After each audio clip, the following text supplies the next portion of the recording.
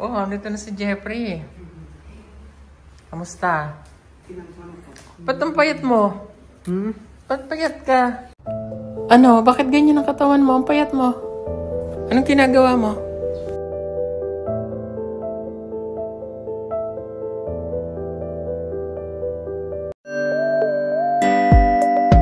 Pugong biyahero, ang hero ng masa, ang hero ng masang Pilipino. Handang maggala sa kabundukan para ang ating kababayan ay mapuntahan. Ang pugong biyahero, handa na tulungan malayong kababayan na nangangailangan. Hindi namimili kahit pa na sino. Pugong biyahero, hero ng masang Pilipino. So ayun, magandang umaga po sa inyong lahat mga kababayan. Yun nga, wala po ako ngayon sa Davao at umuwi lang po ako dito sa dito sa Laguna. Nasa Luzon po tayo ngayon, wala ako sa Mindanao. At iniwanan ko po muna ang ating PB team. Ayan, sa PB team house. Sorry po dun sa maingay at ang mga aso. Kakahulan. Ay, nandito ako sa bahay nila nanay. And okay naman po ako sa mga nag-alala sa akin. Ano lang naman, tinurukan lang naman tayo ng kumbaga, anti-rabies. But ngayon okay na. Wala na yung bigat na nararamdaman ko. So ayun, so mga 1 week ako dito sa Manila. And then babalik tayo dyan kasi alam niyo naman yung mission natin ay nasa sa Davao. May mga aayusin lang ako dito and nakapagpa-check up na rin ako kahapon. And thanks God, it's normal lahat ng result ng aking lab test. So, yung pinagawa ko na Magic 12 ay normal lahat. Sa kidney, sa atay, sa dugo, potassium, sodium, lahat normal naman.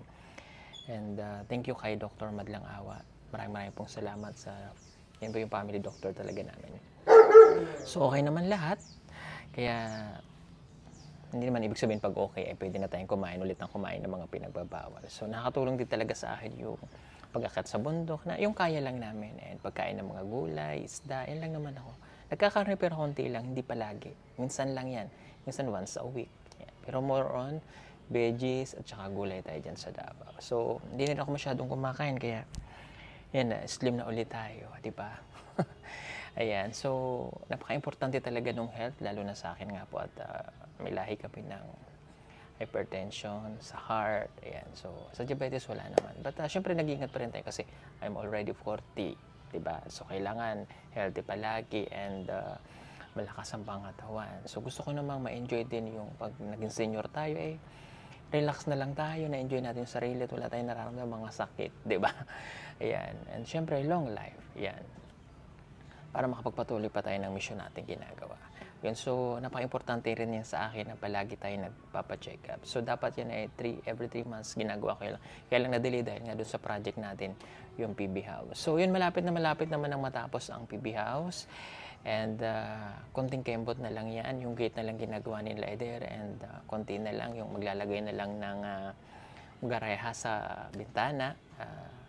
Okay na. Pero huwag niyo mag-alala, safe naman po. Nandiyan po si Madam at si Junjun muna dun sa PB House. So, ianos na lang namin kung kailan yung ribbon cutting. And I hope na family ko rin ay makarating doon para makapag-ribbon cutting. And soon abangan nyo rin. Babalik doon sila JRTV at saka si Jason, no? Ayan, si Tots TV. Ayan, I know na-miss nyo rin sila, no? So, babalik sila doon soon. No?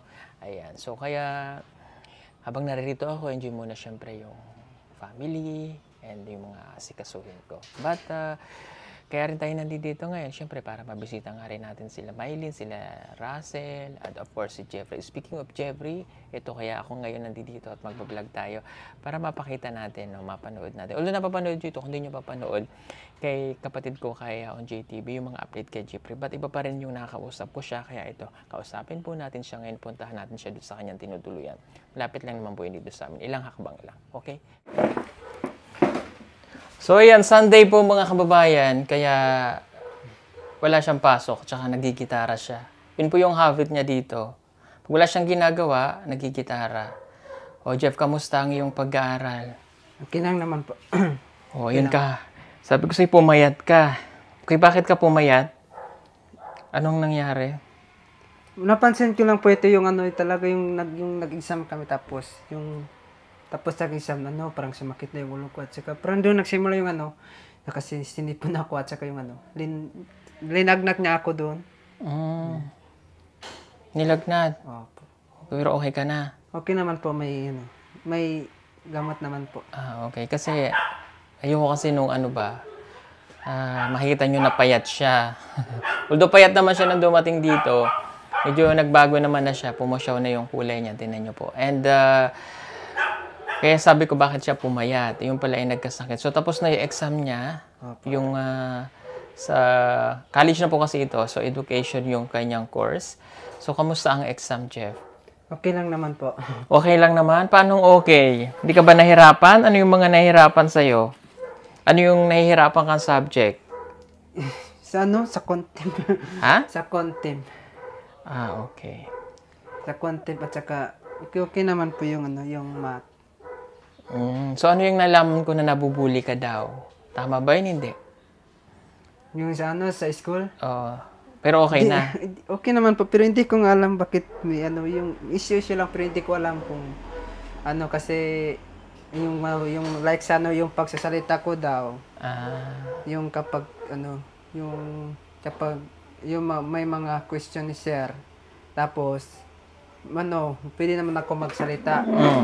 Hindi nagsalita din ako, tapos hindi ko alam bakit yung classmate ko yung iba yung nakapansin sa akin. Okay. Na tinatawanan daw ako. Basta ang payo ko lang sa'yo, huwag kang papayag na nabubuli ka. Every time na may marinig kang ganon, pwede mo lang i-approach na kausapin. No? Kasi minsan, may mga ganon talaga, pero kolehiyo na yan. Mga matured ang isip nyo, mga nasa, lalo pat kung edok yung course na kinukuha nila. Pangit naman na yun ang kinuha mong profesyon, tapos may record ka na nabubuli ka, no? Kolehiyo ka. So, later on, maano din nila yan, yung closeness ninyo, darating din yung time na yon. So, kung may marinig ka na ganito, ganyan, kausapin mo lang sila. Pero kung more than doon, at nananakit na, kasi, yung physical bullying. Yun, physical bullying, kausapin mo na yun sa guidance. Or, kung sino yung pwede nyo kausapin doon. At huwag kang papayag na nabubuli ka. Diba? Kasi minsan, hindi naman nila alam kung bakit ka nagaganon. Diba sabi ko sa'yo, proud mong sabihin sa kanila na ikaw ay katutubo. Opo, katutubo talaga. Hindi po talaga ako kasi parang napansin yung yung pagsasalita ko daw. Para daw Bisaya. Pero sa totoo lang, hindi naman po ako Bisaya. Marunong lang ako mag-Bisaya. Parang may kalagisnan din ako. Like sa mga Ayun, nasabi mo sa kanila, yung magpakumbaba ka lang na para hindi rin sila magalit na. Opo, kasi sabi mo na, classmate, pasensya na kayo ha. Yung kinalakan ko kasing lingwahe ay dalawa lang. Yung main language namin, yung katutubo. At saka yung Bisaya. Yung Bisaya. Pero yung Bisaya, hindi namin, kumbaga sa school ko lang yun natutunan at sasabi. Pero, pag nasa bahay kami, yung native language namin, which is yung sa ata, yun yung ginagamit namin. Kaya ganito yung twist ng dila ko. Kung sa inyo, nagiging katatawanan yon, sa amin, okay lang yun. Okay lang po sa amin.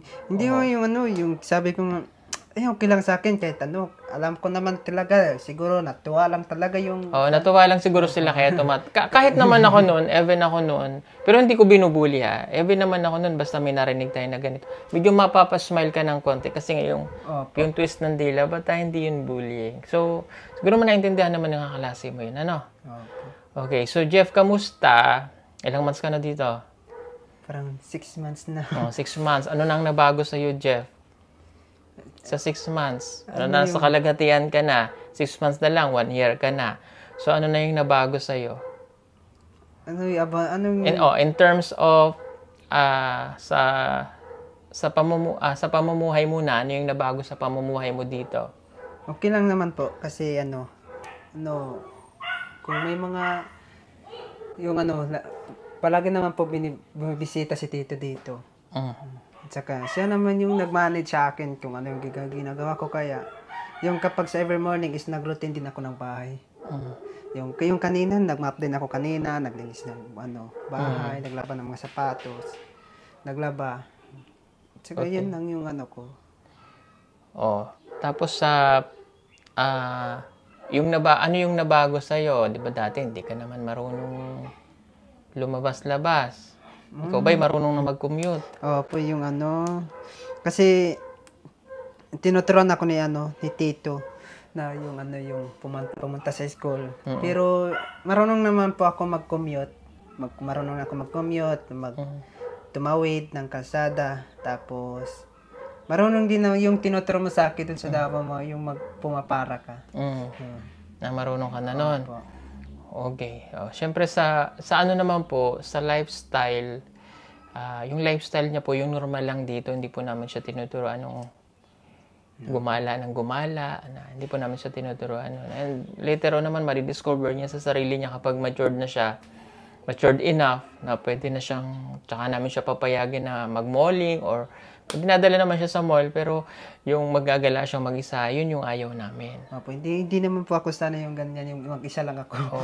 Dito lang naman po yan siya. Dito Okay? lang naman po. Basta sa pang-araw-araw niya po, no, na pamumuhay, wala po siyang problema dito. No? Pero ano talaga yung nabago sa'yo, Jeff, mula nung napunta ka dito? Yung nabago talaga yung yung pagsasalita ng Tagalog. At saka yung like sa mga yung oo at saka yung opo. Yun, tama. Na-adapt ko na po yung opo. Kasi yung nagtataka talaga yung kahit mga bata, doon sa classmate yun, huwag ka na lang mag-upo sa akin. Sabi ko, ito naman yung tinuturo sa akin, yung first time ko pa dito. Kasi yung mga bata, yung mga 11 years old, kapag tinatanong nga mag-upo talaga ako. Kaya huwag ka na lang mag-upo sa akin, mas matanda ka pa sa akin. Ay hindi, pwede kasi po, yung tinuturo namin, yun lang tinuturo sa amin. Kasi kapag kasi sa totoo lang po, mabait talaga ako at sobrang magalang po sa mga matatanda at saka yung mga bata. Para at least masanay po siya na para at least hindi na ma-misinterpret ng iba. Okay. Ngayong kolehiyo ka na, magsipag ka sa pag-aaral, di ba? Para sa iyong pamilya. Kaya parang naisip ko na talaga. So, yung magsimulan naman ng isang midterm na naman kami. Midterm. Tapos na po yung prelim, midterm naman kasi. Kaya naisipan ko talaga na mag-be humble muna ako sa school. Hindi naman medyo distance sa mga like sa mga friends. Medyo lang, parang mag-focus na talaga ako. Yes, mag-focus ka sa pag-aaral. Huwag masyadong mabarkada doon, ha? Okay? Apo. And maging ka lang ba? Maging yung be humble ka. be humble lang. Kasi I know, yung ibang mga klase mo, hindi naman katulad nung nararanasan mo ngayon, di ba? I know, yung iba dun, wala ring bahon. Di ba? Bihira lang yung, siguro, may bahon sila, 50, 30. Pero, mahirap din ang buhay nila. Mahirap di din ba? ang buhay nila.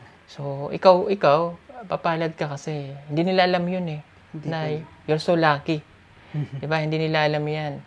Na ikaw ay mayroong mga sponsor na tumutulong sa iyo, no? Speaking of sponsor, gusto ko lang pasalamatan ng sponsor.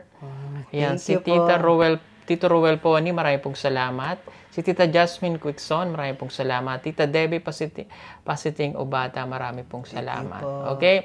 Si Jebby po ay aming pinag-open niya ng bank account, kaya lang wala pa po siyang ID. May ID siya ng national ID, kaya lang nalipasan yung mukha.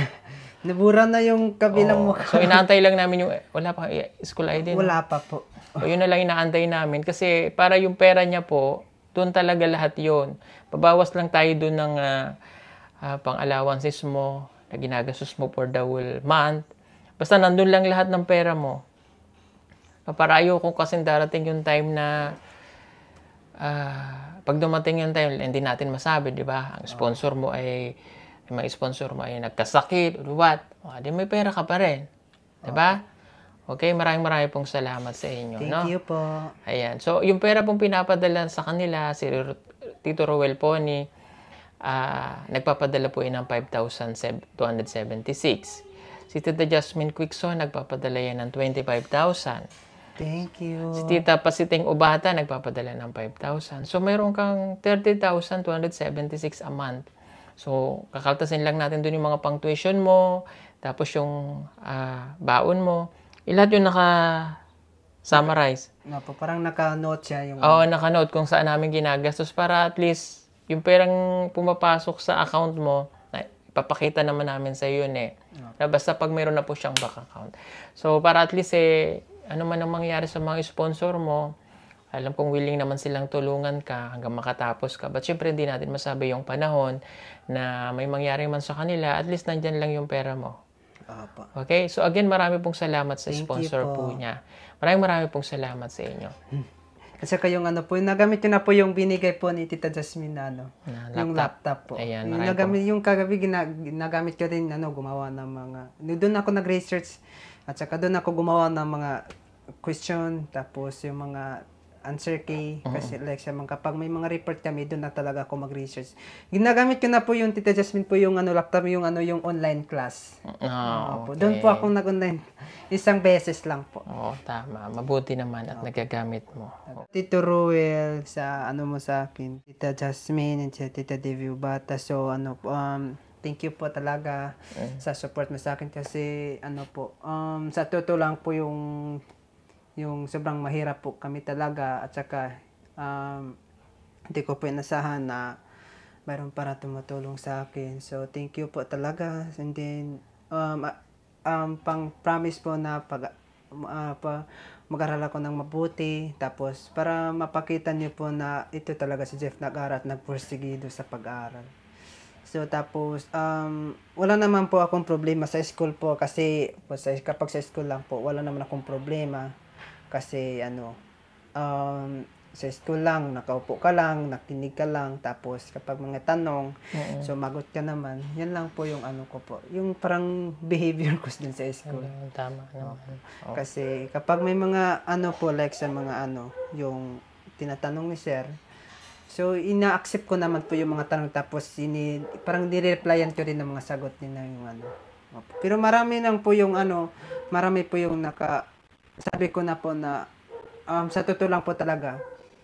So, nag-adjust naman po ako sa inyo. So, maghingin lang ko ng isang favor po na dapat magtulungan lang tayo. Sabi ko po sa mga kaklase ko.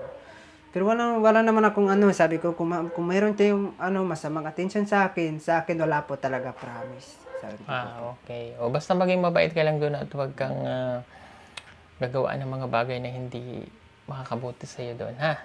Okay, so alam ko namimiss mo rin syempre yung family, pero sabi ko nga, tibayan mo yung loob mo. Nasa 6 na buwan ka na. Kapag mga kapag yung isang time na kaya parang nanibago ako ngayon kasi pinapangako talaga ako sa sarili ko na darating sa bandang huli talaga, hindi na talaga ako parang maglakas loob na ako yung kapag ngayon parang hindi na nga ito si Papa. Hindi na po tumawag siya ngayon eh. Yung una, naiyak talaga ako kasi parang one week na hindi siya tumatawag. Sabi ko po na, ba't hindi ka tumatawag yung arang Sabado, Domingo, ba't hindi ka tumatawag sa akin? Sabi ng lang po, sorry talaga kasi busy talaga ako. Sabi. Pero okay naman sila doon. Susunod na linggo pagbalik ko, bibisit ulit kami doon. So, fight ka lang. Wag kang padala sa niisip mo na, ay, namimiss ko yung family ko. Diba? O, nasa 6 months ka na dito, yung 1 year. Diba sina Maylin? Diba? Yun yung yung challenge sa'yo. Diba sila Maylin, ang tagal-tagal na dito sa si Russell. No? Pakita mo sa parents mo na kaya mo talaga. Diba? Yung mag-message naman pa si tatay. Sabi na nga, nak, okay ka lang, nak.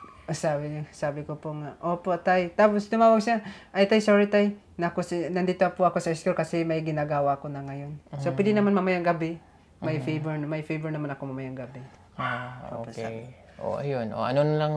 Message mo ano mo sabihin kay tatay mo, sa family mo, kay na lola, and ay tay, happy Sunday. Happy Sunday po sa sponsor ko.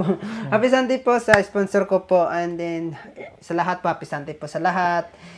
And happy Sunday po sa mga family ko po dyan. And then lalo na po kay tatay. So, tay, wag po kayo mag-alala sa akin. So, okay lang naman po ako.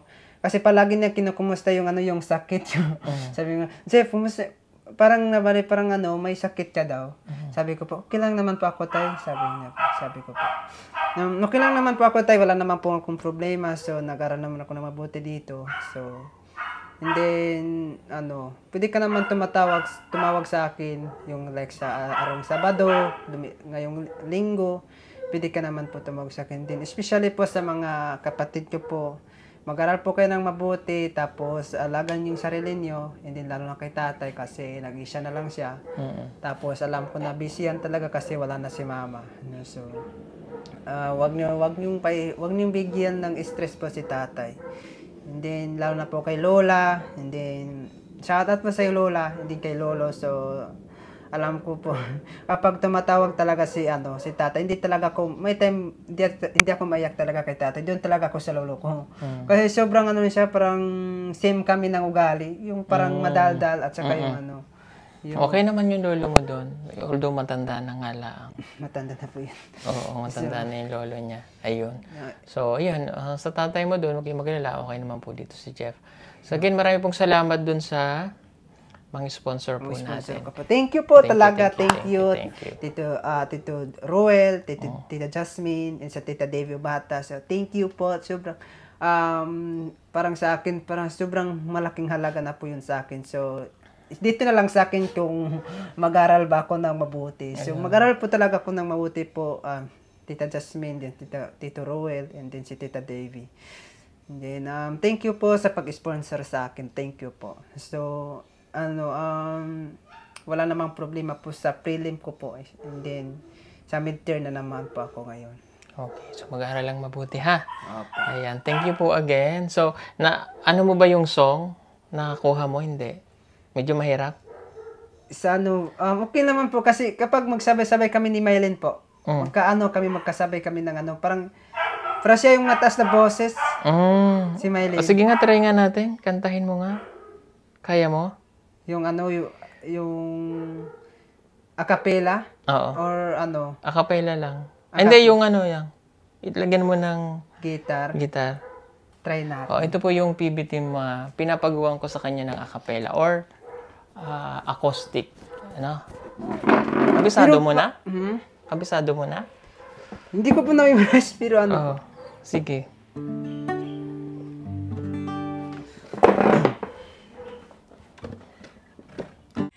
Malapit na ang Christmas, mga kababayan. Baka gusto niyo po mag-order ng solar Christmas light na may 50 meters long, waterproof, and good quality. Pwede na po siya pang indoor at saka outdoor. Para po makasigurado na kayo ay mapupunta sa legit na account ng PB Team Solar, hanapin lamang po ang mayroong 124,000 followers o tumawag sa 09311 42 42 37. Salamat po. Order na!